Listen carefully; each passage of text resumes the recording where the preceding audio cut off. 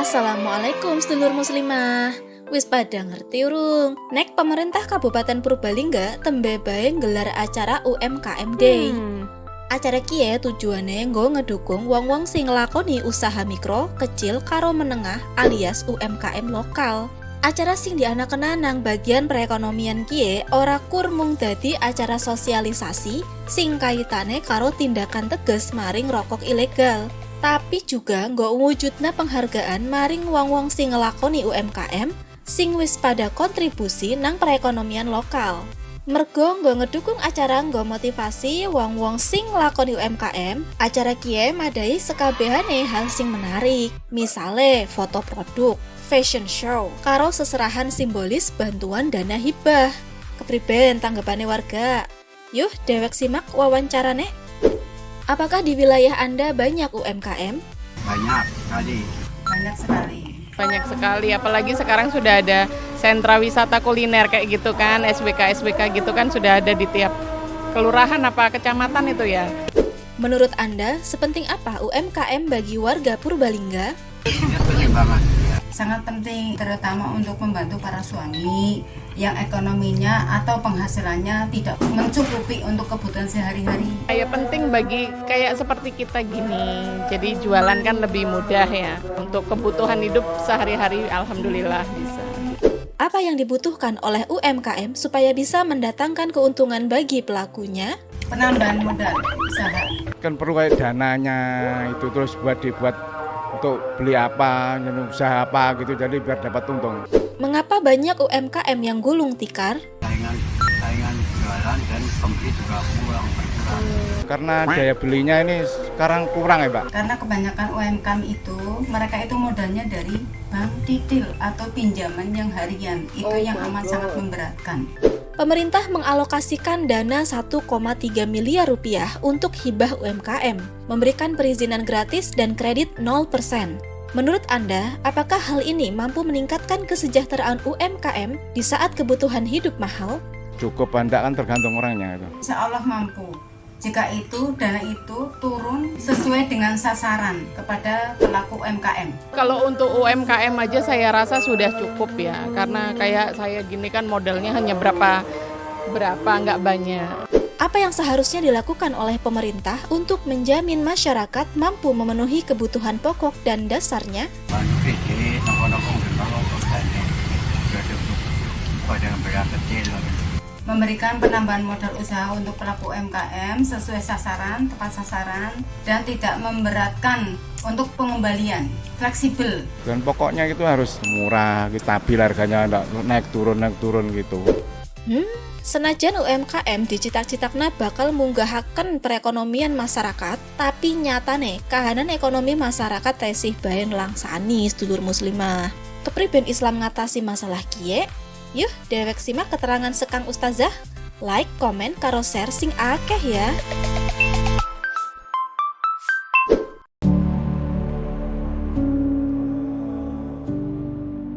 UMKM diharapkan mampu membangkitkan ekonomi dalam negeri.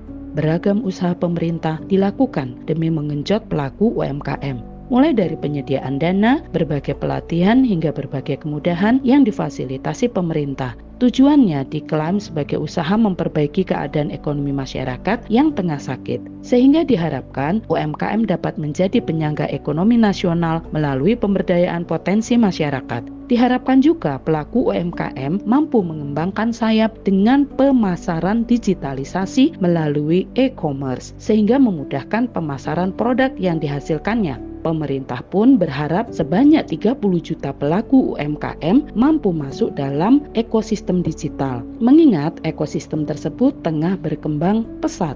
Pemerintah mengklaim UMKM dapat mendongkrak perekonomian dalam negeri. Pemerintah pun mengungkapkan bahwa UMKM membuka lapangan kerja yang luas bagi masyarakat. Namun, UMKM faktanya hanya menjadi salah satu cara untuk memperpanjang rantai produksi. Dan jelas-jelas hal ini hanya akan menguntungkan para korporasi yang bermodal besar. Kebijakan ekonomi model ini hanya berfokus pada perusahaan-perusahaan besar alias oligarki.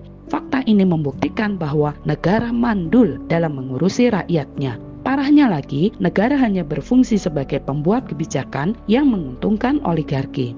UMKM yang merupakan perekonomian sektor real telah dijadikan negara sebagai penopang ekonomi. Apalagi melihat potensinya yang cukup besar dalam menggerakkan roda perekonomian di dalam negeri dari perekonomian yang bergerak di sektor hilir. Kalaupun UMKM mampu menyerap tenaga kerja, kenyataannya eksistensi UMKM sangat dipengaruhi oleh penguasa ekonomi yang ada di tangan para kapitalis atau pemilik modal. Sistem ekonomi kapitalis yang syarat dengan resesi ataupun krisis sangat mudah membuat UMKM gulung tikar.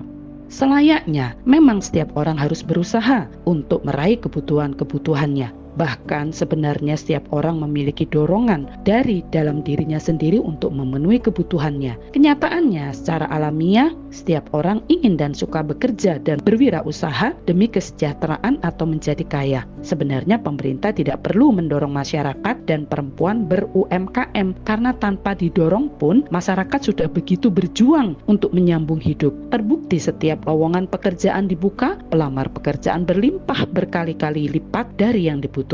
Banyak pula yang mencari modal dan terkendala berwirausaha karena tidak punya modal atau tidak bisa menambah modal yang ada. Yang sudah memiliki usaha, baik industri rumahan maupun UMKM, begitu sulit mempertahankan usahanya di tengah persaingan dan daya beli yang merosot, iklim usaha lesu dan dingin. Pada dasarnya, UMKM tidak bisa dijadikan sebagai solusi mewujudkan kesejahteraan masyarakat, sebab UMKM bukanlah sektor strategis yang layak dijadikan penopang ekonomi negara. Negara seharusnya memberikan perhatian lebih pada sektor strategis, sumber daya alam yang mampu meningkatkan perekonomian negara dan mewujudkan kesejahteraan di tengah-tengah masyarakat. Kesejahteraan masyarakat sejatinya hanya akan terwujud melalui penerapan sistem ekonomi Islam di bawah institusi khilafah Islam yang mewajibkan negara berperan sebagai pengurus urusan rakyat. Penerapan politik ekonomi Islam akan mewujudkan kesejahteraan. Negara dalam sistem pemerintahan Islam tidak akan menjadikan sektor ekonomi informal seperti UMKM sebagai pilar perekonomian. Dalam memenuhi kebutuhan ekonomi rakyatnya, khilafah berpegang pada prinsip kemandirian. Prinsip ini dapat digambarkan sebagai berikut. Pertama, khilafah mengedepankan dua jenis industri yang membuatnya menjadi negara mandiri dan berdikari, yakni industri berat dan industri yang terkait pengelolaan harta milik umum. Industri berat ialah industri yang memproduksi mesin atau alat persenjataan seperti senjata kimia, biologi, juga obat-obatan. Sedangkan industri pengelolaan harta milik umum, semisal pengelolaan minyak bumi, barang tambang, listrik, logam, dan apa saja yang menjadi harta milik rakyat. Dengan kehadiran dua industri ini saja sudah cukup mampu menyerap tenaga kerja rakyat dalam jumlah yang sangat besar. Kedua, mengatur status kepemilikan harta seperti harta milik individu, umum, dan negara. Secara khusus negara meralang harta milik umum dimiliki individu atau swasta. Negaralah pihak yang berhak mengelolanya dan mengembalikan hasil pengelolaan tersebut kepada rakyat. Ketiga, negara menyediakan modal usaha dari kas Baitul Mal bagi rakyat yang belum bekerja, bisa berupa pemberian sebidang tanah mati ataupun pinjaman tanpa riba. Bagi mereka yang tidak mampu bekerja atau tidak ada keluarga yang mampu menafkahinya, semisal cacat, tua renta, atau janda, negara menafkahi kebutuhannya secara langsung. Keempat, menghilangkan budaya konsumtif dan hedonis dengan pola hidup sehat, sederhana, dan secukupnya. Dengan pola hidup yang sesuai standar Islam, produktivitas masyarakat lebih fokus pada pemenuhan kebutuhan primer dan sekunder. Mereka yang berlebih hartanya akan terdorong bersedekah dan berinfak kepada yang kurang mampu, sehingga harta tidak beredar pada golongan orang kaya saja.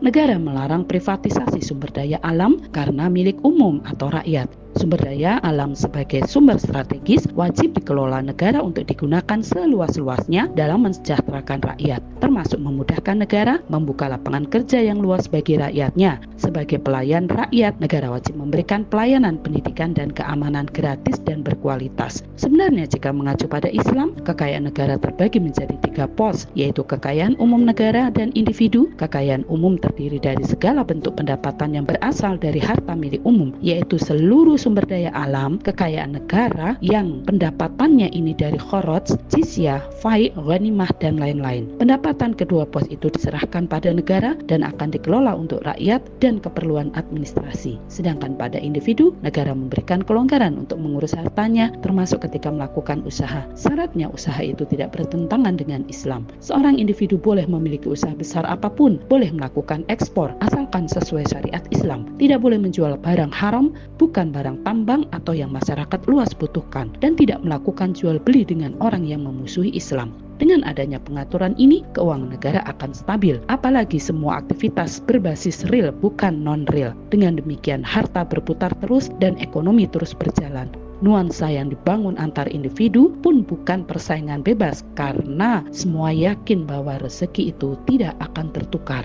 Demikianlah pilar perekonomian dalam Islam adalah sektor real yang ditopang oleh industri berat dan industri pengelolaan sumber daya alam. Prinsip-prinsip tersebut tidak akan berjalan tanpa penerapan sistem Islam yang komprehensif dan menyeluruh. Wallahu a'lam bishawab.